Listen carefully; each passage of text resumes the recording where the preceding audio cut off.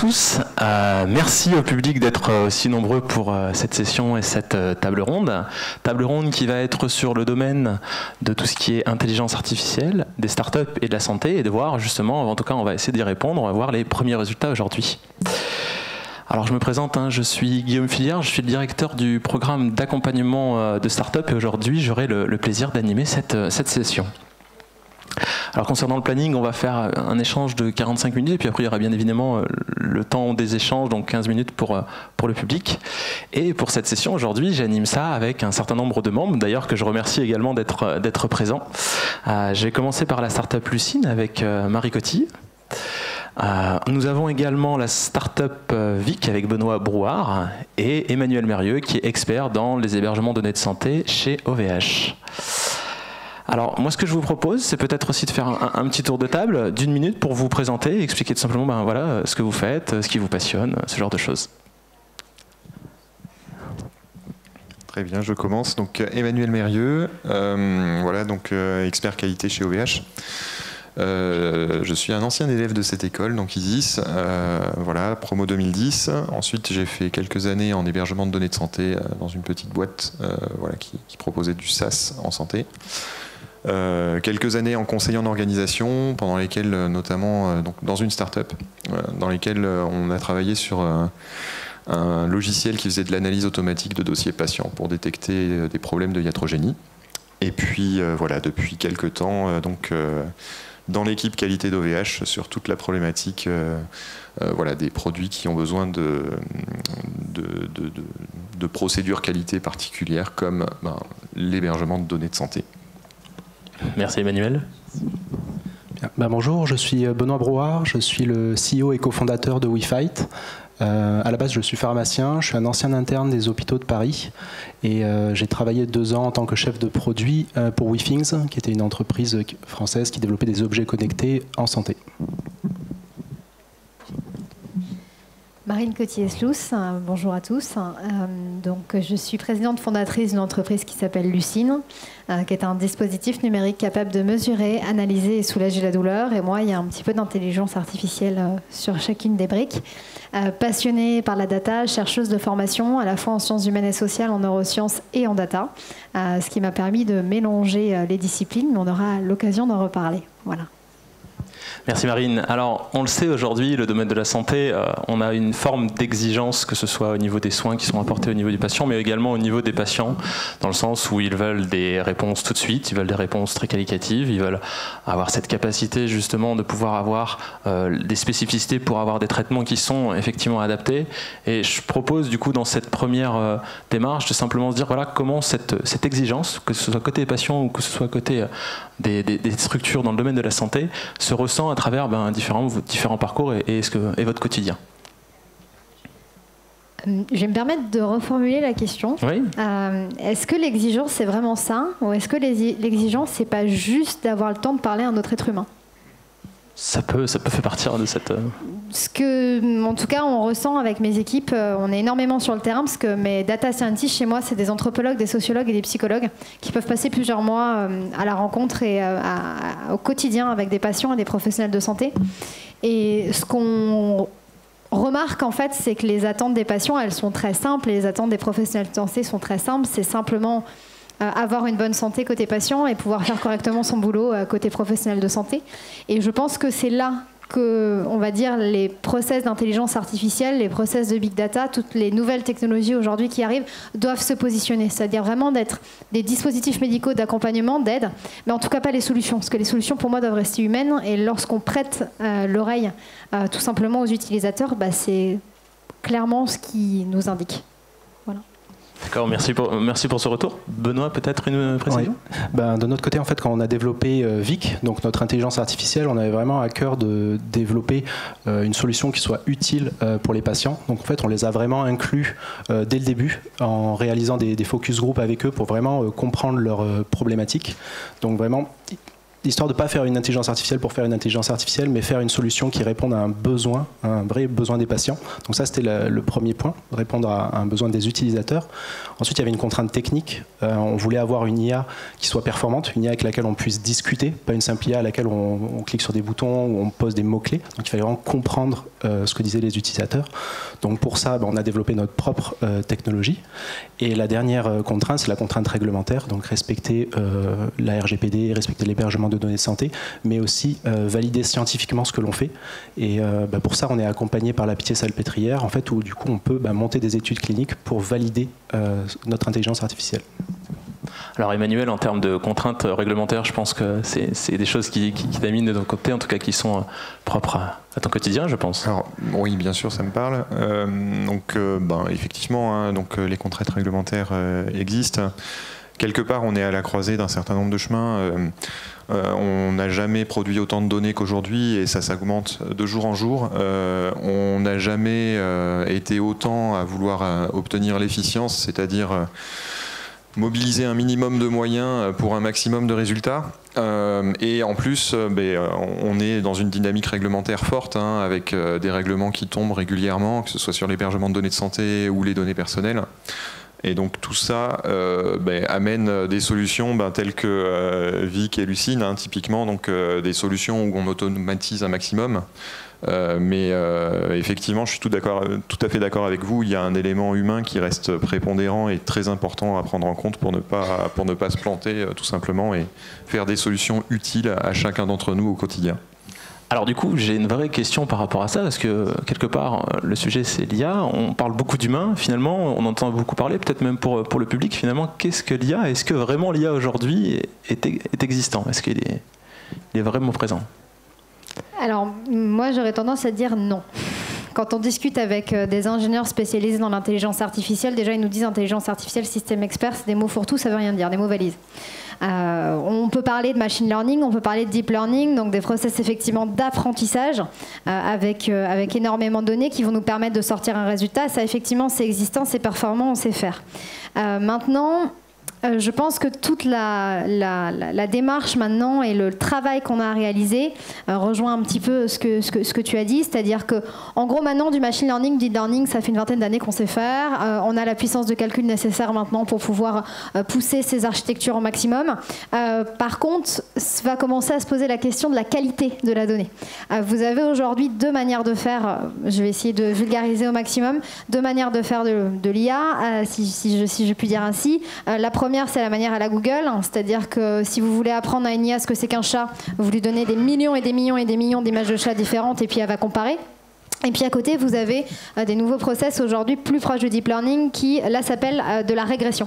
Et donc, c'est un petit peu comme un bébé quand il vient de naître. On lui apprend des modèles et on lui apprend sur de la donnée surtout extrêmement qualitative. Je vais me permettre de donner un exemple très lucinien.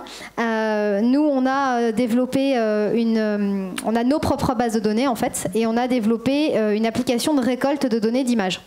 Dans lequel les patients sont chez eux, en fait, se filment pendant qu'ils ont une douleur, indiquent un niveau de douleur associé, et puis nous, ça nous permet de faire de la reconnaissance faciale des émotions dans un premier temps, et dans un deuxième temps, d'associer du coup les mouvements du visage, les faces, à un niveau de douleur exprimé par le patient.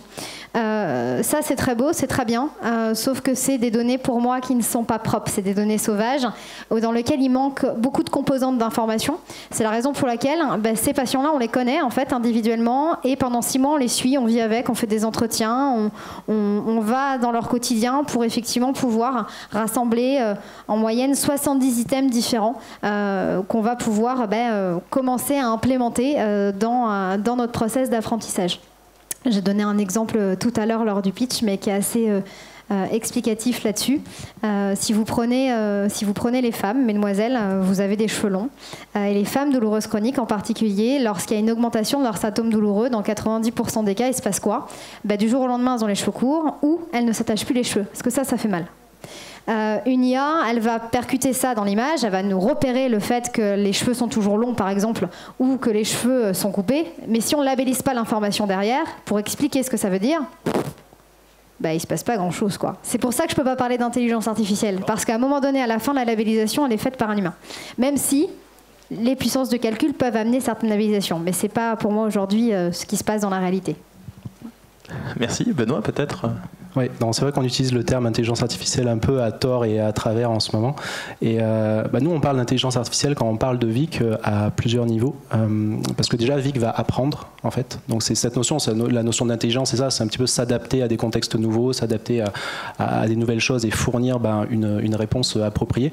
Et c'est un petit peu ce que fait Vic. C'est d'ailleurs que quand vous discutez avec elle, quand vous lui posez une question, déjà, elle va comprendre cette question via des algorithmes de compréhension du langage, dont l'apprentissage est supervisé par des professionnels de santé.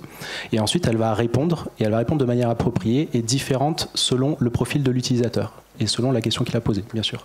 Mais par exemple, si un utilisateur, un patient a un effet secondaire par rapport à un traitement, et qui demande à Vic comment est-ce que je peux gérer cet effet secondaire-là, Vic va répondre de manière différente selon le traitement de la personne. Ce qui peut paraître logique comme ça, mais ce qui montre un peu ce côté intelligent de Vic, qui est capable de s'adapter selon les différents contextes de l'utilisateur qu'elle a en face. Voilà. D'accord. Donc toute cette intelligence est basée forcément sur une infrastructure. Peut-être que tu veux nous en dire quelques mots, Emmanuel? L'infrastructure n'est pas intelligente. Premier point. Non, pour aller un peu plus loin que ça, l'infrastructure que l'on fournit effectivement à chacune des personnes qui ont des projets chez nous est là pour vous permettre de faire des choses. Et nous, en tant qu'OVH, on est là pour vous aider. Et ça, c'est un message que l'on dit systématiquement. Nous sommes des passionnés de technologie. Nous avons un bon background derrière nous déjà de projets réussis. Et notre envie, c'est toujours effectivement d'aider des projets, que ce soit de l'intelligence artificielle ou d'autres mots valises comme du big data, comme tout un tas d'autres choses, de réussir, puisque fondamentalement, notre métier n'est pas si passionnant que ça. Il y a de nombreux serveurs qui sont empilés dans des armoires elles-mêmes empilées dans des buildings, etc., et dans des gros bâtiments en béton, et ça, c'est pas si passionnant que ça. Par contre, tout ce que vous réalisez, c'est ça qui est finalement la motivation de l'ensemble des personnes qu'on représente aujourd'hui, Guillaume et moi. Merci pour ces précisions. Donc, c'est ce qu'on constate finalement. L'IA est un outil. On a un certain nombre de besoins nécessaires, en tout cas de ressources nécessaires, qu'elles soient humaines, qu'elles soient techniques. Il y a aussi un débat en ce moment qui est un peu poussé, c'est la notion peut-être de cette transparence effectivement des informations. Aujourd'hui, peut-être, est-ce que vous avez été confronté par des questions ou par votre entourage ou au quotidien sur cette partie, cette notion de transparence en tout cas? Alors effectivement, on touche à ce que vous avez de plus personnel qu'est la donnée. Donc c'est évident que, en plus, sur le cas de Lucine, on touche à l'image, notamment, vu qu'on fait de la reconnaissance faciale, vocale et posturale. Donc quand elle est mise sur Facebook ou Twitter, on la maîtrise. Quand par contre vous êtes en état de crise dans une structure hospitalière ou chez vous, il n'y a pas cette notion de maîtrise. Donc c'est quelque chose qui est venu assez rapidement. Et c'est la raison pour laquelle, dès l'origine du projet, pour nous, la sécurité, la transparence et la bienveillance, parce que pour moi ça fait partie de ça aussi, c'est quelque chose qui a été mis au cœur du projet tout de suite. Parce qu'effectivement, faire de la sécurité, ça coûte cher, on ne va pas se leurrer. Faire de la sécurité, ça coûte cher d'un point de vue, on en discutait sur la gestion même de la donnée, avec toutes les nouvelles réglementations mises en place. C'est pas pour rien que certains hébergeurs ne viennent pas en Europe ou en France. C'est des questions de coût. C'est pas facile à faire pour une entreprise type start-up de notre taille, parce que ça nécessite tout de suite de penser des infrastructures et des architectures qu'on peut pas penser à l'origine en fait. Quand on démarre un projet, qu'on fait une petite maquette, qu'on veut juste prouver que ça fonctionne, on pense pas à ce genre de détails. Et pourtant c'est extrêmement important. C'est quelque chose qu'on a fait dès l'origine. Et puis je pense qu'il y a une étape supérieure, on discutait de ça juste avant la table ronde, que je pense qu'il faudrait qu'on passe. C'est la notion de visa sécurité. Je ne sais pas si vous en avez entendu parler.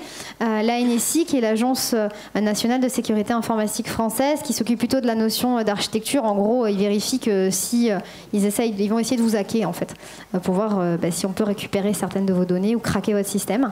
Ça, c'est très coutumier du fait dans tout ce qui est aérospatial et aéronautique. Je vous donne un exemple sur des logiciels, par exemple, d'autonomisation notion de calcul dans les avions, il faut effectivement vérifier que c'est pas hackable, hein, parce que sinon vous pouvez faire crasher un avion, d'accord? Donc là tout le monde percute le fait que ça soit nécessaire, mais dans la santé pour moi c'est la même nécessité, on touche à la santé. Je me permets de prendre ton exemple, parce que pour nous c'est un peu différent, mais si ton système est hacké par exemple et que l'IA se met à dire quelque chose de faux à un patient, mais ça peut être dramatique. Et pour moi c'est tout aussi dramatique qu'un avion qui se crache. Et je pense qu'aujourd'hui la notion de sécurité dans nos entreprises respectives, elle est hyper importante et on doit avoir cette transparence aux yeux des patients, des professionnels de santé.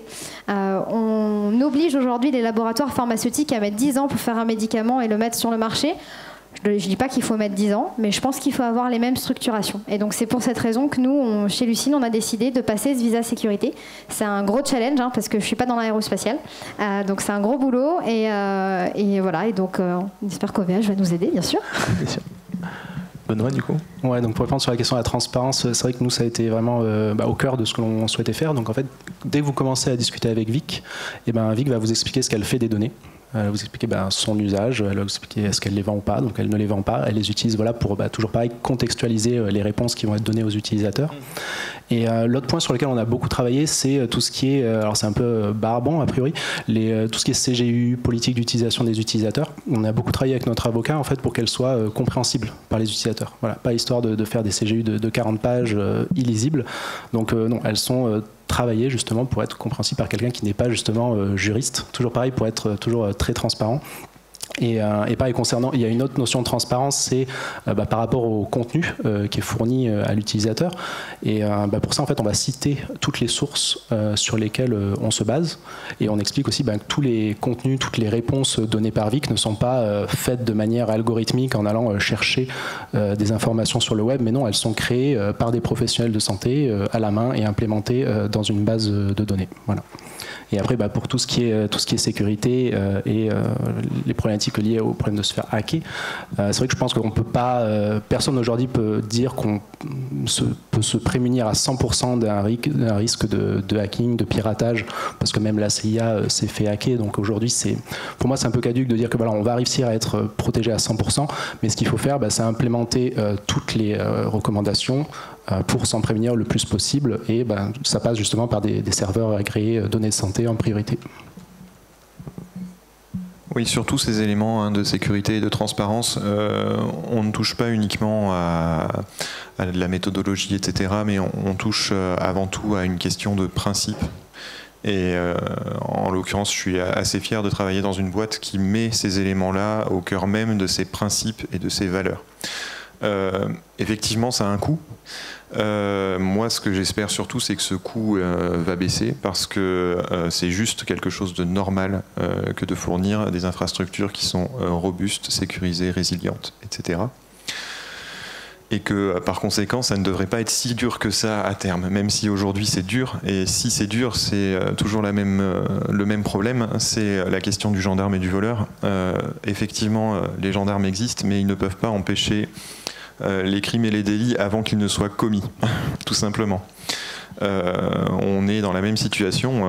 Toutes les personnes qui bossent en informatique maintenant sont quand même des personnes qui savent amener des réponses en termes de sécurité. Le souci, c'est que généralement, quelqu'un qui est suffisamment motivé pour aller taper dans vos systèmes trouvera toujours un trou de souris pour y arriver.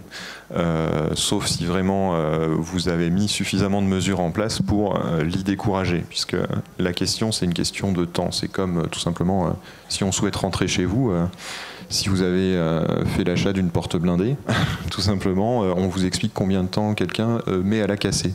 Alors ça peut être un peu choquant au départ, mais au bout d'un moment, on comprend qu'en fait, tout simplement, oui, quelqu'un qui veut rentrer chez vous ou qui veut rentrer sur vos serveurs, il agit avant tout par opportunité et il se dit je vais essayer, tout simplement. Et si c'est trop dur, il l'arrête au bout d'un moment. Ou si ça fait trop de bruit dans le cas d'une porte blindée, mais nous aussi on a des oreilles qui traînent sur les réseaux, mais c'est une autre histoire. Très bien, merci. Alors là on a parlé d'un sujet qui était la transparence, mais il y a peut-être un sujet plus global qui est celui de l'éthique aujourd'hui, puisque je considère que la transparence est qu'une partie de l'éthique. Peut-être, est-ce que vous y êtes aussi sensibilisé, je suppose, de la part de vos clients aujourd'hui ? Alors, je vais surtout parler de la mesure et l'analyse chez Lucine. Aujourd'hui, nos systèmes d'apprentissage peuvent aller jusqu'à faire du diagnostic. C'est-à-dire, je vais prendre un cas concret sur lequel on a travaillé, l'endométriose. Clairement, on avait 3 possibilités d'un point de vue, je dirais, scientifique. Le premier, c'était carrément aider au diagnostic de l'endométriose et pouvoir, comme vous le savez, c'est 7 à 9 ans en moyenne de diagnostic pour cette maladie féminine. Et puis, du coup, pouvoir diagnostiquer cette maladie extrêmement rapidement, en à peine ou 2 minutes, et puis arriver à accompagner la patiente jusqu'à un professionnel de santé pour la prise en charge. Il y a le niveau 1. Le niveau 2, c'est je diagnostique pas, mais le mot à la mode, c'est je fais du pré-diagnostic. Donc je dis pas le mot en gros, mais tout comme, je dis l'ensemble des symptômes. Et puis il y a le niveau 3, qui est moi ce que j'appelle du pré-triage, où on va plutôt s'intéresser à, on va pas pré-diagnostiquer ou diagnostiquer, on va juste indiquer, voilà, là on a des femmes qui ont des douleurs de règles anormales, et puis on a des femmes qui ont des douleurs de règles normales. Après, c'est pas notre boulot de faire ce travail de diagnostic ou de pré-diagnostic. Je pense que l'éthique, il se joue là. Pourquoi je vous ai donné cet exemple? Parce que nous, le choix qu'on a fait, même s'il n'est pas du tout glamour, c'est le niveau 3. C'est le niveau 3 parce qu'il y a 3 raisons à ça. La première, éthiquement, je ne me sentais pas très bien avec l'idée de faire du diagnostic ou du pré-diagnostic. Je pense aujourd'hui que nous n'avons pas assez de recul sur ces technologies pour pouvoir confier cette responsabilité à une machine. Ça, c'est un avis très personnel. En tant que chercheuse, c'est un avis très personnel. La deuxième chose, c'est que quand on part sur des actions de diagnostic ou de pré-diagnostic, on voit qu'il y a malheureusement un remplacement qui est en train de s'opérer, un bouleversement qui est en train de s'enflairer avec cette question de la nouvelle place du professionnel de santé à l'intérieur de ce système. Et en sélectionnant le niveau 3, en fait, on laisse toute sa place à l'expertise du professionnel de santé. Et surtout, on laisse toute sa place à 2 êtres humains pour discuter entre eux. Et je pense que ça, c'est très important. On va juste permettre qu'ils discutent plus rapidement entre eux, en fait, avec cette solution. Et juste pour donner un indicatif, alors qui est très lié pour ma part à notre expertise de la douleur, un douloureux chronique, lorsqu'il rencontre un praticien pendant en moyenne 10 minutes et qu'il est compris, qu'il est entendu, c'est entre 10 et 15% de sa douleur qui diminue définitivement. Aucune machine ne peut faire ça. Donc, d'un point de vue éthique, je dirais ça. Nous, c'est une posture qu'on a prise, c'est de ne pas aller trop loin. Ça ne veut pas dire qu'on ne le fera pas un jour. Ça n'interdit pas, je reste une chercheuse. Donc, moi, j'aime effectivement tester des choses. Maintenant, il y a tester des choses en recherche, où on peut se permettre d'aller plus loin, où on peut se permettre de se planter aussi. Et puis, il y a mettre un produit sur le marché. On est dispositif médical, s'il y a un problème, je suis pénalement responsable. Donc l'éthique, il passe aussi par là. Voilà. Après, c'est une posture très personnelle. Benoît, sur le sujet? Oui, concernant l'éthique, déjà c'était de travailler avec les patients, comme je le redis, mais c'est vrai, c'était vraiment important pour nous. Et comme on s'adresse aujourd'hui en tout cas à des patients atteints de cancer, donc des patients qui ont des maladies graves, il y avait tout un travail à faire de co-construction avec eux concernant les réponses en fait, qu'on va leur donner, le ton que Vic a dans les réponses qu'elle donne, voilà, pour prendre en compte le fait qu'on ne s'adresse pas à des utilisateurs lambda.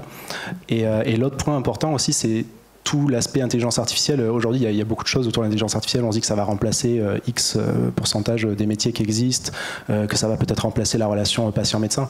Nous, notre volonté avec Vic, c'est pas que tous les patients discutent avec Vic, en fait, et qu'ils ne discutent plus avec leur médecin, avec leur infirmière ou leur pharmacien. Non, parce que Vic, en fait, elle n'est pas là pour remplacer une relation, elle est là pour remplacer un vide, combler un vide. Voilà. Et nous, on voit plutôt Vic comme voilà, une extension des professionnels de santé. Vic qui va à la fois gérer toutes les questions peut-être un petit peu récurrentes des patients, qui va leur apporter un soutien quand ils sont loin de leur structure de soins. Et en même temps, qui va renforcer le lien avec les professionnels de santé en remontant toutes les données importantes de leurs patients. Voilà. Merci pour ces précisions. Emmanuel ? Alors oui, c'est vrai que il y a un certain nombre de problématiques éthiques. Moi, ce qui me semble assez important à l'heure actuelle, c'est qu'on est encore, nous tous en tant que citoyens et personnes un peu lambda, on n'est pas au même niveau de connaissance de l'IA, on n'est pas au même niveau de capacité à comprendre ce que veut dire un résultat qui sort d'une IA. Alors ici on est quand même dans l'université d'été de l'e-santé, donc les faux positifs, les faux négatifs, ça parle un peu aux gens, mais un pourcentage de possibilité à développer une maladie ou quoi, c'est encore quelque chose qui est très particulier. Je crois que en tant que citoyen, on ne sait pas aujourd'hui traiter de ces résultats. Et donc il faut aussi se poser la question, nous, tout simplement, on a grandi dans un monde où il n'y avait pas ça. Et aujourd'hui, ça arrive. Et notre réaction par rapport à ces éléments-là qui arrivent et qui apportent des éléments géniaux, hein, puisque très clairement, voilà, on arrive à découvrir des choses beaucoup plus tôt et à mettre des solutions en place à des moments où c'est possible de le faire. Il faut qu'on arrive aussi, nous, en tant qu'humains, tout simplement, à mieux comprendre ça, à mieux l'appréhender pour l'inclure d'une manière tout simplement harmonieuse dans notre monde. Si je comprends bien, quelque part, au début, on est plus dans une position de croyance, finalement, qui pourrait se convertir à un moment donné à une compétence sur laquelle on arriverait à maîtriser ces outils ? Typiquement, si vous faites aveuglément confiance à un résultat d'une intelligence artificielle, vous croyez en cette intelligence artificielle, vous ne la maîtrisez pas. Ça pose un problème. Maintenant, voilà, vous êtes en même temps le créateur et l'utilisateur d'un outil. Donc il faudrait quand même remettre en perspective les choses en se disant qu'il s'agit d'un outil et qu'il est fait par des personnes comme vous et moi qui sommes tout à fait faillibles. Par conséquent, cet outil a aussi une capacité à faillir, tout comme les machines dans nos data centers ou tous les systèmes que l'on met en place ont une capacité à faillir qu'il faut tout simplement adresser et sur lesquels surtout il ne faut pas qu'on mette systématiquement 100% de notre croyance. Il faut qu'on soit capable de faire la part des choses et d'avancer avec, même si on nous prédit 80% de possibilité d'avoir un problème. Ça ne doit pas nous empêcher de continuer à vivre et à faire ce qu'on a à faire. D'accord. Donc du coup, ça me fait quand même penser au fait que quelque part, on met un peu cette idée de limite. Aujourd'hui, il doit y en avoir plusieurs. Je suppose qu'ils ne sont pas les mêmes, bien évidemment, en fonction du parcours, de ce que vous avez mis en place. Quelles sont pour vous les principales limites, justement, de l'IA aujourd'hui, à l'instant T ? L'humain. Je pense que tu l'as très bien résumé, en fait. Les données sont humaines, les créateurs sont humains, les utilisateurs sont humains. Donc à partir de ce moment-là, la limite, c'est nous-mêmes, tout simplement. L'artefact est toujours le reflet de son maître. Exactement. Mais quelque part, l'humain peut être aussi une des forces, puisqu'on l'a dit, il faut que ce soit très complémentaire. Du coup, on est l'épée de Damoclès aujourd'hui ? Alors effectivement, il faut que ça soit... je dirais qu'il faut... En fait, quand on crée, il faut juste se poser en responsabilité. Par rapport à ce qu'on crée, comme je disais, il y a vraiment le monde du labo, le monde du produit, il faut réfléchir à tout ça.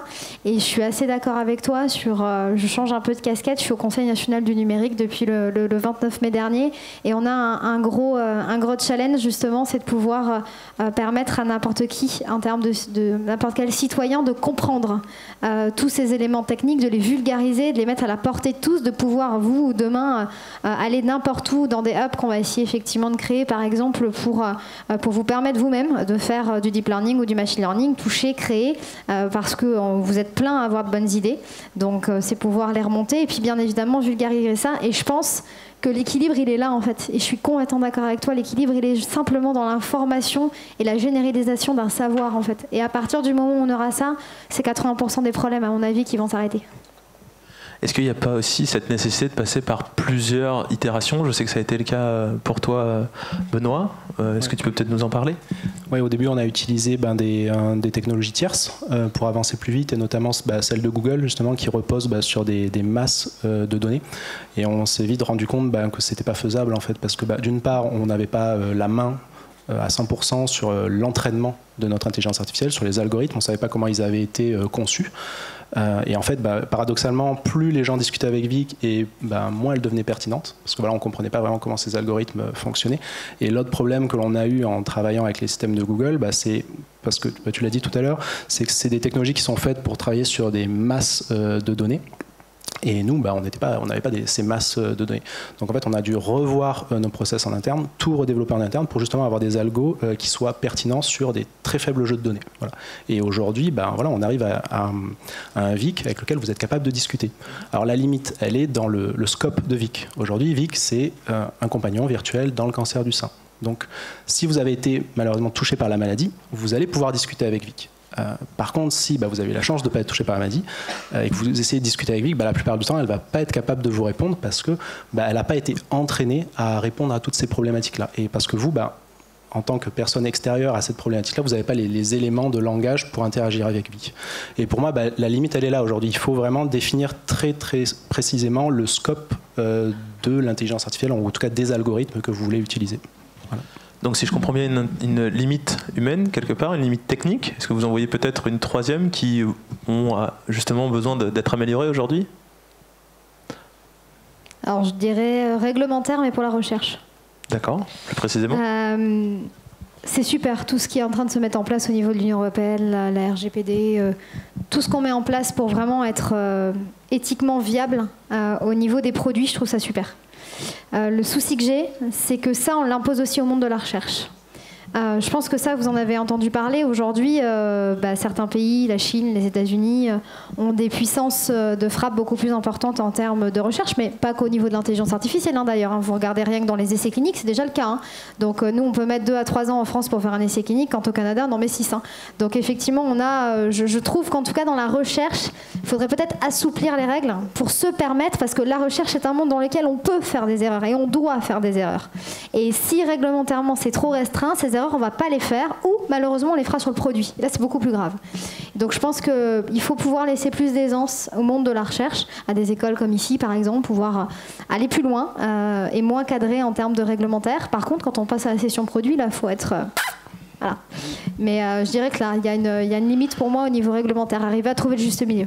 Donc une flexibilité dans le cadre du développement, mais quand on passe sur la production, là on a cette nécessité effectivement d'être complètement réglementaire. Et d'ailleurs je pense même que c'est propre aussi à certains des fois grands groupes qu'on peut rencontrer qui ont ce niveau effectivement d'exigence sur lequel il faut effectivement pouvoir répondre si on a ce cas de figure. Merci en tout cas pour vos expertises. Je vous propose qu'on passe peut-être aux questions. Est-ce que vous avez des questions dans la salle? N'hésitez pas. Oui.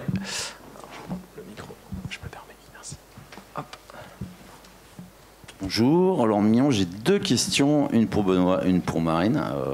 Je vais commencer par Marine. Dans le cadre de la labellisation donc, des images, entre guillemets, qui est faite par de l'humain, est-ce qu'il y a les humains, donc c'est sociologues, anthropologues, c'est ça? Est-ce qu'il y a une capacité de rétropédalage, entre guillemets, par le patient qui retague lui-même son image pour la définir ou pas? Est-ce qu'il peut remaîtriser l'interprétation qui a été faite de son image?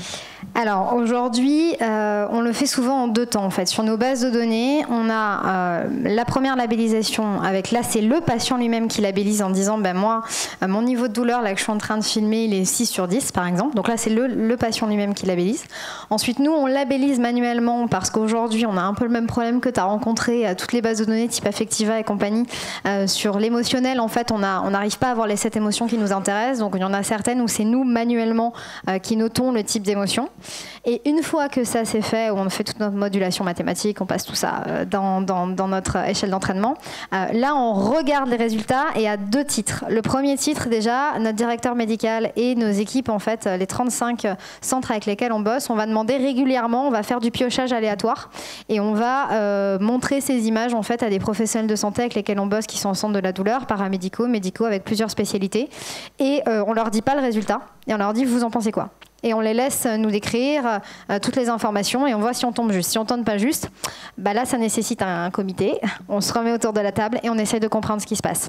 Et puis effectivement la deuxième étape, une fois qu'on a fait ce travail un peu plus médical, c'est de voir avec le patient, vu qu'on a l'occasion de le voir très régulièrement et qu'il est dans nos scopes au moins minimum pendant 6 mois, et bien là c'est de dire au fait là sur ton image moi j'ai vu ça, t'en penses quoi? Et on le fait réagir. Et donc là c'est aussi intéressant, c'est souvent c'est pas de on n'a jamais eu de patient qui nous dit non c'était absolument faux, j'étais pas dans cet état.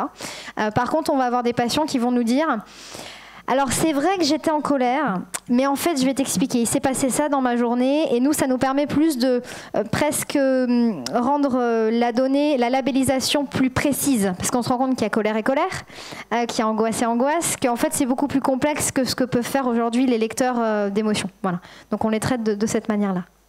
Enfin, je pensais à ça parce que l'émotion, elle n'est pas forcément liée à la maladie. Enfin... Tout à fait. Et la manière dont on la traite, d'ailleurs, c'est pas en lien avec la maladie. On a effectivement la douleur, en fait, pour manière très calcul. On associe les deux et ensuite on dissocie. Alors je m'explique. On a une autre base de données, qui est une base de données dite cette fois-ci propre, qui se font dans des laboratoires sécurisés, dans lesquels en fait on travaille sur de la douleur expérimentale. Alors la douleur expérimentale, c'est quoi? Vous êtes ici dans une salle, vous avez envie de jouer les cobayes et on va vous faire mal. Voilà, ce qu'on appelle de la douleur expérimentale, c'est extrêmement important pour faire avancer la science. Et donc, il y a beaucoup de patients, faut pas croire, qui viennent faire ça. Et donc, en fait, on va à la fois les filmer, donc c'est eux qui vont noter leur niveau de douleur, plus des praticiens, qui notent aussi le niveau de douleur, plus là, on a l'imagerie cérébrale en plus, donc ce qui nous fait 3 niveaux de douleur. Et à ça, ensuite, on les conditionne. Donc ensuite, on les conditionne positivement ou négativement, on choisit un peu l'émotion qu'on a envie de créer chez eux, et on leur refait mal.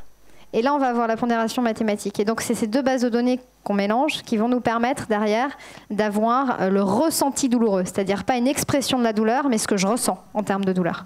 Je ne sais pas si j'ai pu répondre à votre question. Ok, super. Et pour Benoît, c'est avec la casquette professionnelle de santé et start-upper, entre guillemets. C'est Christine Balaguer, on a déjà parlé hier soir. On est revenu aujourd'hui sur la côté de transparence des algorithmes, compréhension des algorithmes, le travail du CNOM dessus. On n'a jamais demandé à un médecin ou à n'importe quel professionnel de santé d'expliquer son raisonnement médical. Pourquoi on devrait le demander à un algorithme? Ou inversement, est-ce qu'on ne va pas devoir le demander systématiquement à un professionnel de santé de justifier son raisonnement médical? On ne demande pas à un professionnel de santé de justifier son raisonnement, mais son raisonnement est censé être basé sur des guidelines et sur la littérature scientifique. Après, oui, c'est tout un enjeu, oui, de voilà, comment fonctionnent les algorithmes de machine learning, comment fonctionnent les algorithmes de deep learning. Et aujourd'hui, il y a clairement un enjeu à comprendre comment ils fonctionnent et qu'ils soient capables de justifier le résultat qu'ils donnent, quoi. Parce qu'on pardonne moins à une machine qu'à un humain, en fait. Et je pense que c'est pour ça qu'on va demander cette justification-là aux algorithmes, et que peut-être on ose moins la demander à son médecin, quoi. Après, on est dans la médecine, on est dans la santé, la médecine, c'est un art. C'est sujet à l'interprétation, donc il n'y a pas forcément une réponse juste ou une réponse fausse dans tous les cas. Merci. Peut-être une autre question? J'avais vu des mains se lever plus au fond de la salle. Ah, timide peut-être. Moi, ce que je propose peut-être pour terminer, c'est peut-être de simplement préciser quelle est la prochaine étape finalement aujourd'hui. Je sais que voilà, les startups, on parlait tout à l'heure d'itération. Je sais que c'est quelque chose qui a beaucoup de sens. Et du coup, par rapport justement à cette prise de conscience, peut-être même dans le cadre de cet événement ou autre, quelle est peut-être la prochaine next step sur lesquelles vous voyez un petit peu avec l'évolution aussi de l'IA que vous connaissez, où est-ce que vous pouvez aller par la suite? Vaste question. Il y a beaucoup de choses sur lesquelles on travaille au sein de Lucine en termes de R&D. On est spécialiste de la douleur depuis le début, mais la douleur physique a les mêmes fonctionnements neurophysiologiques que la douleur psychique dans votre cerveau. Donc notre prochaine étape, c'est commencer à ouvrir notre action sur la douleur psychique allant du burn-out en passant par l'anxiété, le stress post-traumatique ou encore la dépression. Et donc aussi d'aller sur des échelles de mesure de la personnalisation supervisée ou non supervisée sur ces domaines-là. Voilà. Mais ça, c'est du gros boulot et je vous donne un exemple pratique qui est pour moi un exemple assez personnel parce que j'ai perdu derrière mon grand-père comme ça. Mon grand-père était atteint de la maladie d'Alzheimer et on n'a pas su distinguer la différence entre un cri de douleur parce qu'il faisait une occlusion intestinale et un cri de démence. 25% des décès en psychiatrie sont dus à ça. Voilà, c'est un exemple concret sur lequel on a envie d'agir. Merci, je pense que là on voit bien effectivement le sujet. Benoît? Ouais, de notre côté, l'année prochaine, ça va être la scalabilité. En fait, la vision de VIC, c'est vraiment qu'elle adresse toutes les maladies chroniques. Et la prochaine étape pour nous, c'est d'aller sur d'autres maladies. Donc prochainement, on devrait voir un VIC dans l'asthme arriver, un VIC dans la dépression, voilà, pour montrer qu'on est capable de répliquer un VIC dans d'autres pathologies, tout en prenant en compte les particularités de ces maladies-là. Et il y a aussi, au-delà de cette scalabilité, il y a un enjeu autour de la R&D. Voilà, on veut toujours améliorer les performances de VIC, la contextualisation qu'elle est capable de donner aux patients. Et là, on va beaucoup travailler sur la capacité de VIC à réaliser des entretiens semi-guidés. Et ça a un sens justement dans la dépression, dans l'interrogation du patient, dans la compréhension des réponses qu'il donne. Et en fonction des réponses que le patient va donner, vu qu'elle sera capable, en théorie, si on arrive à réaliser cela, de reposer d'autres questions pour à chaque fois arriver à retirer des informations de la personne pour arriver à la fin à un diagnostic le plus précis possible. Parfait. Emmanuel, peut-être aussi en termes d'évolution, par rapport notamment les exigences qu'on peut avoir peut-être dans ce type de domaine. Moi, je crois beaucoup à la régulation en Europe. On est trop petit en France pour réguler correctement tous ces domaines-là, et on est bien plus fort au niveau européen. Je crois que ça va se voir avec la RGPD au fur et à mesure, où effectivement, donc on a défini une réglementation qui est forte, qui est en plus extraterritoriale. Chacun y va avec ses armes dans ce monde-là. On a des États-Unis qui sont arrivés les premiers et qui ont fait la fête. On a les Chinois qui se sont protégés et qui ont donc réussi à créer leur champion. Chacun a ses chemins, et je suis sûr qu'il y aura aussi des champions africains qui viendront peut-être un peu plus tard que les champions européens.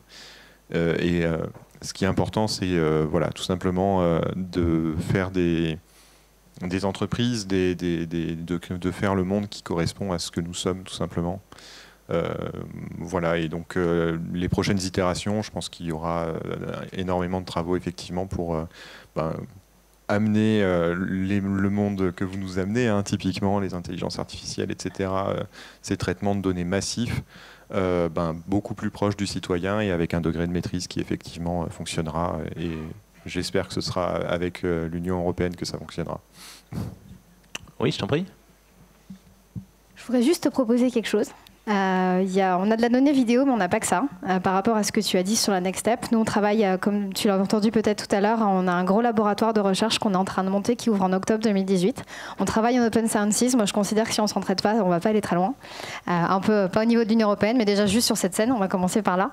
Et moi j'aimerais bien pouvoir te filer certains jeux de données pour que tu puisses faire fonctionner Vic sur l'ensemble des pathologies chroniques, vu qu'on en positionne plusieurs. Voilà, ça t'intéresse ? Avec plaisir. Voilà. Comme quoi, cet événement peut aussi créer des partenariats intéressants. Merci au public d'être là. Merci de nous avoir partagé votre expertise. Bien évidemment, ils sont disponibles si vous voulez échanger après, bien évidemment, sur peut-être des questions un peu plus précises. Et n'hésitez pas, on est là pour vous enseigner. Merci en tout cas.